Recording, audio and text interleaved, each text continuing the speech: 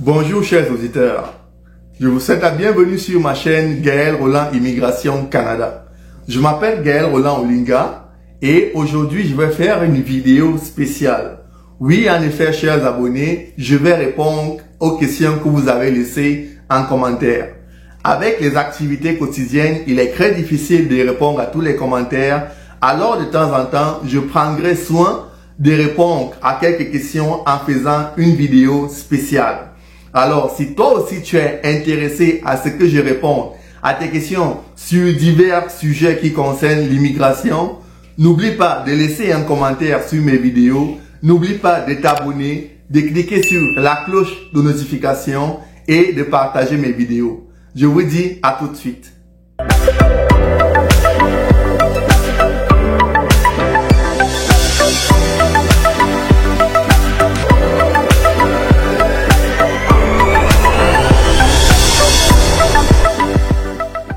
Donc, on va commencer avec la première question. C'est la question qui me vient de mademoiselle Aminata Fati. Bonjour Monsieur Gaël, je voudrais savoir combien de temps un étudiant international doit attendre pour introduire sa demande de résidence permanente après avoir fait la demande de permis de travail post-diplôme. Ça, c'est une excellente question, mademoiselle ou madame Aminata Fati. En effet, la réponse à ta question dépend de la province où tu comptes étudier ou de la province dans laquelle tu es en train d'étudier.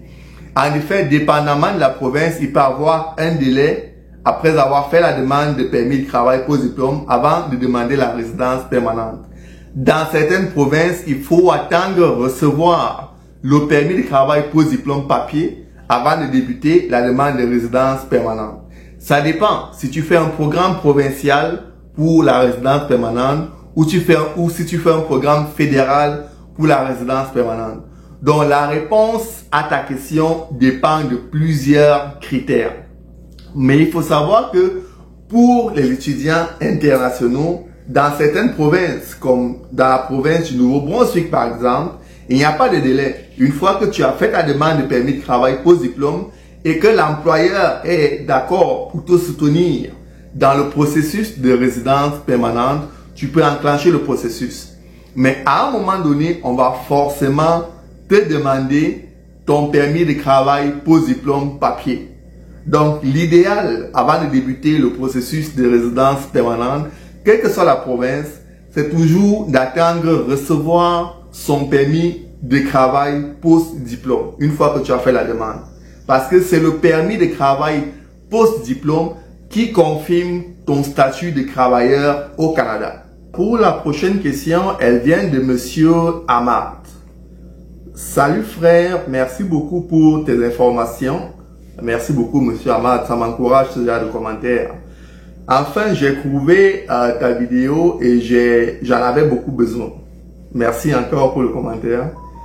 J'ai toujours une inquiétude qui est vraiment qu'un étudiant étranger peut payer ses frais de scolarité et de subvention lui-même après les heures de travail, sachant que sa famille peut le soutenir seulement la première année.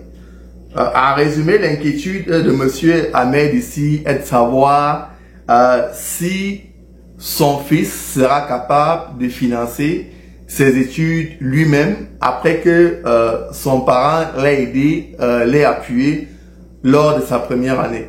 Est-ce qu'il sera capable de prendre la relève à partir de la deuxième année? J'ai fait une vidéo là-dessus où j'expliquais les pour et les contre pour un étudiant qui finance lui-même ses études au Canada. Il faut savoir que le Canada est un pays nord-américain et dans la majorité des pays nord-américains, il y a beaucoup de stress. La vie est beaucoup stressante. Donc, un étudiant qui paye lui-même ses études est soumis à un énorme stress. Ça, c'est la première réponse à cette question. La deuxième réponse est que la capacité à financer soi-même ses études dépend de la réactivité et de l'étudiant que vous envoyez au Canada. Si votre fils est capable de s'adapter rapidement, de s'intégrer rapidement, s'il a de bonnes compétences, de bonnes notes à l'école, ça va être plus facile pour lui de pouvoir financer ses études lui-même la deuxième année. Même encore là, Ça va l'empêcher aussi d'avoir une vie hors de l'école. Ça va l'empêcher de se créer un réseau de contacts, par exemple. Donc, il faut savoir que oui, c'est possible pour votre fils de s'autofinancer à partir de la deuxième année, mais il faut comprendre que ça va amener beaucoup de défis à votre fils. Ça va l'amener un défi au niveau de ses résultats scolaires. Il pourrait voir ses résultats scolaires chuter. Ça va l'amener à un défaut au niveau des relations. Il ne pourra pas se faire des amis. Il ne pourra pas avoir une vie sociale qu'un étudiant normalement devrait avoir. Donc, ça peut amener beaucoup de défis à votre fils. Donc, moi, mon conseil est que même si vous soutenez votre fils la première année, il faut au moins soutenir la moitié de sa deuxième année pour qu'il puisse peut-être payer la moitié s'il en est capable. N'envoyez pas un enfant se disant que non, la deuxième année, il va pouvoir financer ses études. Parce que s'il n'est pas capable de financer ses études la deuxième année, ça va être un facteur de stress et probablement un facteur d'échec. Pour la troisième question, elle nous vient de mademoiselle ou madame Fatoumata Traoré, qui souhaite savoir si c'est possible de laisser les études pour travailler et avoir un permis de travail au Canada après pour recommencer les études. Ma réponse sera très claire, c'est qu'il ne faut pas faire ça. Lorsque vous venez au Canada pour étudier, il faut étudier. Parce que après avoir étudié, vous avez la possibilité de travailler, vous avez la possibilité de demander la résidence permanente, vous avez la possibilité de devenir citoyen canadien. Normalement, ça c'est le processus. Si vous venez au Canada pour étudier, alors que vous avez l'intention en arrière de travailler, vous pouvez avoir des problèmes avec l'immigration parce qu'au départ, vous auriez fait une fausse déclaration. Et les fausses déclarations, c'est très mal pris par l'immigration, les services d'immigration canadiens. Donc, si vous avez l'intention de venir étudier au Canada, venez étudier. Si vous voulez venir pour travailler, cherchez un travail, cherchez un contrat de travail et puis vous allez avoir un permis, un contrat de travail fermé. Il y a plusieurs possibilités pour venir travailler au Canada. Et d'ailleurs, j'ai fait une vidéo à ce sujet-là où je parlais de la possibilité pour les visiteurs de pouvoir changer leur visa visiteur en un permis de travail ouvert ou fermé, généralement fermé. Donc, pour répondre à Madame Fatoumata ou Mademoiselle, si vous venez pour étudier, étudiez et ensuite le reste viendra tout seul. La prochaine question nous vient de Monsieur Abdoul Dene. Il dit, salut monsieur, est-ce possible de faire le permis de travail sans avoir d'expérience? Donc, monsieur Abdoul voudrait savoir si c'est possible de se trouver un bon boulot ou un travail au Canada sans avoir de l'expérience. Ah, c'est difficile. C'est très difficile de se trouver un travail au Canada sans avoir de l'expérience. Parce que lorsque vous postulez pour un emploi, lorsque vous présentez un CV, l'intention est de démontrer à l'employeur que vous avez les compétences pour assumer le poste pour lequel vous appliquez. Si vous n'arrivez pas à démontrer que vous avez les compétences pour occuper le poste pour lequel vous postulez, comment est-ce que vous allez pouvoir le démontrer sans expérience? Donc c'est très difficile. C'est même pas seulement au Canada.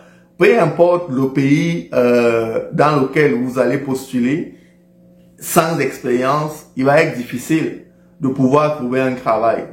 Donc, c'est toujours soit par l'expérience, soit par la formation. Oui, si vous avez une formation spécifique dans un domaine donné, il est possible qu'un employeur canadien veuille vous donner la chance en se basant sur le fait que vous avez reçu une bonne formation.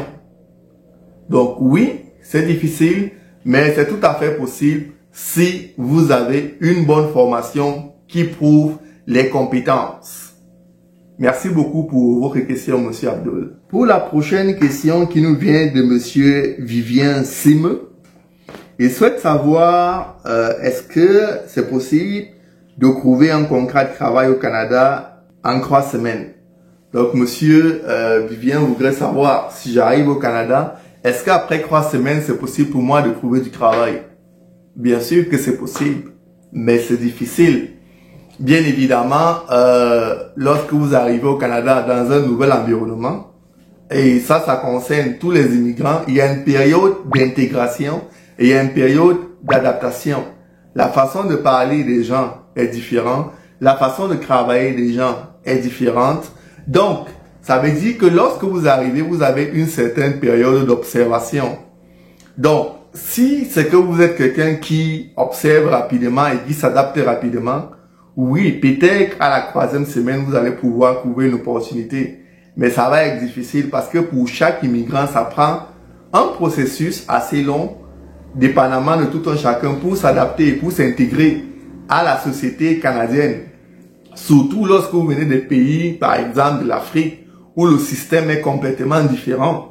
Si vous venez d'un pays européen, oui, c'est encore peut-être possible parce que le système européen et le système canadien sont à peu près semblables, ont certaines similarités.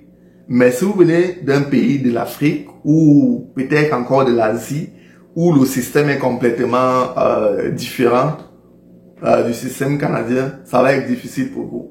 Parce qu'il va d'abord vous falloir observer, ensuite pouvoir appliquer ce que vous observez. Il va falloir que vous appreniez une nouvelle façon de faire, une nouvelle façon de penser. Il va falloir avoir un nouveau mindset. Donc, ça veut dire que oui, comme je l'ai dit, c'est possible, mais c'est extrêmement difficile de pouvoir se trouver un contrat de travail juste après 3 semaines au Canada. Mais il y a des personnes qui arrivent à le faire. Il faut aussi avoir beaucoup de chance. Monsieur Mendong voudrait savoir si après avoir fait une demande de visa visiteur, on peut faire une deuxième si on n'a pas encore répondu à la première. Donc, il voudrait savoir si c'est possible d'avoir 2 demandes de visa visiteur en même temps pour la même personne. Non. Malheureusement, monsieur Mendong, lorsque vous faites une demande d'immigration et qu'on n'a pas encore répondu à la première, vous ne pouvez pas faire une deuxième. Ça concerne la demande de visa visiteur, ça concerne la demande de permis de travail, ça concerne la demande de permis d'études, ça concerne la demande de résidence permanente. Vous ne pouvez pas avoir dans le système de l'immigration 2 demandes de même nature. Donc, ça veut dire que si vous avez fait un visa visiteur et qu'on n'a pas encore répondu à la première demande et que vous souhaitez faire une deuxième demande, il faut d'abord faire annuler la première avant de faire la deuxième. Ça aussi, c'est la même chose pour les permis d'études. Si vous avez fait une demande de permis d'études et vous voyez que ça prend du temps pour que l'immigration réponde à la première demande, et vous souhaitez refaire une autre demande, vous devez d'abord annuler la première. On ne peut pas avoir 2 demandes d'immigration de même nature. Mais c'est possible d'avoir 2 demandes d'immigration de nature différente. Donc ça veut dire que vous avez fait une demande de visa visiteur, on n'a pas encore répondu à cette demande de visa visiteur là. Vous pouvez faire une demande de permis d'études par exemple, vous pouvez faire une demande de permis de travail, vous pouvez faire une demande de résidence permanente. Ou encore, si vous avez fait une demande de résidence permanente et en attendant de recevoir cette demande de résidence permanente là, vous pouvez par exemple faire une demande de permis d'études, vous pouvez faire une demande de permis de travail. À partir du moment où le but pour venir au Canada n'est pas le même, vous pouvez avoir 2 demandes dans le système. Mais si le but est le même, vous pouvez pas avoir 2 demandes dans le système. Merci beaucoup pour vos questions. Et la prochaine question nous vient de Kenbe. S'il vous plaît, est-ce possible de faire une demande de visa visiteur étant enceinte sans le mentionner dans votre dossier avec l'intention d'y rester accoucher et travailler au Canada? Ce n'est pas bon de faire ça. Simplement parce que là, vous êtes en train de me dire que vous avez l'intention de faire une fausse déclaration. Une fausse déclaration, c'est puni par la loi canadienne d'une interdiction de territoire de 5 ans. Direct. Donc, lorsque vous venez au Canada avec l'intention de visiter, vous devez avoir l'intention de visiter. Même si c'est possible de travailler, il n'y a pas de souci avec ça. Vous pouvez arriver sur le territoire des Canadiens et changer la vie. Mais vous devez toujours venir au Canada avec un seul objectif. Si c'est celui d'étudier, c'est étudier. Si c'est pour travailler, c'est pour travailler. Si c'est pour visiter, c'est pour visiter. Vous ne pouvez pas être enceinte, avoir l'intention de venir en tant que visiteur au Canada, d'accoucher et pouvoir demander un permis de travail par la suite. Comment vous allez pouvoir accoucher sans assurance? Je voudrais vous dire qu'au Canada, les visiteurs qui ne prennent pas une assurance avant de voyager, non, se retrouvent au Canada sans assurance. Quand vous allez partir accoucher sans assurance, ça va vous coûter environ minimum dans les 20 000 $. Peut-être même plus s'il y a des complications pendant l'accouchement. Comment vous allez faire pour élever votre enfant sans statut au Canada? Parce que oui, vous allez devoir vous occuper de votre enfant vous-même. Vous n'aurez pas un soutien du gouvernement canadien parce que vous aurez un statut de visiteur encore lorsque vous allez accoucher. Donc, ne venez pas au Canada étant enceinte en tant que visiteur pour avoir l'intention de changer de statut après. Parce que une femme enceinte est une personne vulnérable. Et arriver dans un nouvel environnement avec une situation de visiteur, ça va être très compliqué pour vous. Donc je vous déconseille très fortement de le faire. Et je déconseille à tous mes abonnés d'avoir l'intention de tromper l'immigration. Parce que vouloir tromper l'immigration peut avoir des conséquences énormes. Merci pour votre question. Ok, pour la prochaine question, bonjour monsieur, avec un métier de gestionnaire de paye, on peut être accepté au Canada s'il vous plaît. Donc, monsieur ou madame voudrait savoir, est-ce que c'est possible de trouver un travail lorsqu'on a l'intention de venir occuper le poste de gestionnaire de paye? Oui, c'est tout à fait possible. C'est tout à fait possible de venir occuper n'importe quel poste au Canada. À partir du moment où vous avez la capacité de démontrer la compétence. Toujours la compétence. La compétence se démontre de deux façons. Soit par l'expérience, soit par la formation. Donc, si vous avez une formation, vous avez suivi une formation en gestionnaire de paye, ou alors vous avez déjà une expérience en gestionnaire de paye, rien ne vous empêche de commencer à chercher du travail au Canada, de naviguer sur Internet et de chercher des postes en gestionnaire de paye. Et croyez-moi, si vous êtes capable de démontrer la compétence, vous allez probablement peut-être avoir la chance de trouver un employeur qui est prêt à vous engager en tant que gestionnaire de paye. Donc, ce n'est pas impossible. C'est toujours difficile, bien évidemment, parce que lorsque vous n'avez pas l'expérience sur le marché canadien pour occuper un poste, très souvent, c'est difficile de pouvoir trouver un travail. Mais beaucoup de personnes y parviennent. Beaucoup de personnes, à partir d'un autre pays, même à partir des pays, de certains pays africains ou des pays africains, arrivent à se trouver du travail au Canada avant même d'atterrir sur le sol canadien. Donc, si d'autres le peuvent, vous aussi, vous le pouvez. Merci pour cette question. Donc, on a la question de monsieur Isaac Mutombo, qui commence ses études en septembre et pour une année de formation. Et il souhaite savoir est-ce que ça sera facile pour lui d'étudier et de travailler en même temps ou ça sera seulement possible après ses études. Je voudrais dire à monsieur Isaac tout de suite que bien sûr que c'est possible. Des milliers d'étudiants internationaux travaillent tout en étudiant au Canada ou étudient tout en travaillant au Canada. Donc c'est tout à fait possible parce qu'en tant qu'étudiant international, avec votre permis d'études, vous avez le droit de travailler au Canada. Bien sûr, la législation actuelle permet aux étudiants qui ont fait leur demande de permis d'études avant le 7 octobre 2022 ou qui avaient déjà un permis d'études avant le 7 octobre 2022 de pouvoir travailler plus de 40 heures par semaine.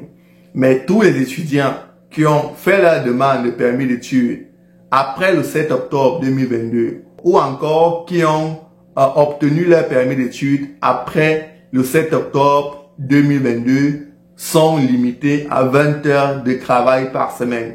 Et il est très important de respecter cette législation-là parce que ça peut vous causer des problèmes si vous violez la loi de l'immigration. La loi d'immigration canadienne est une loi très importante et qui est prise très au sérieux par les agents d'immigration lorsqu'ils traitent votre demande.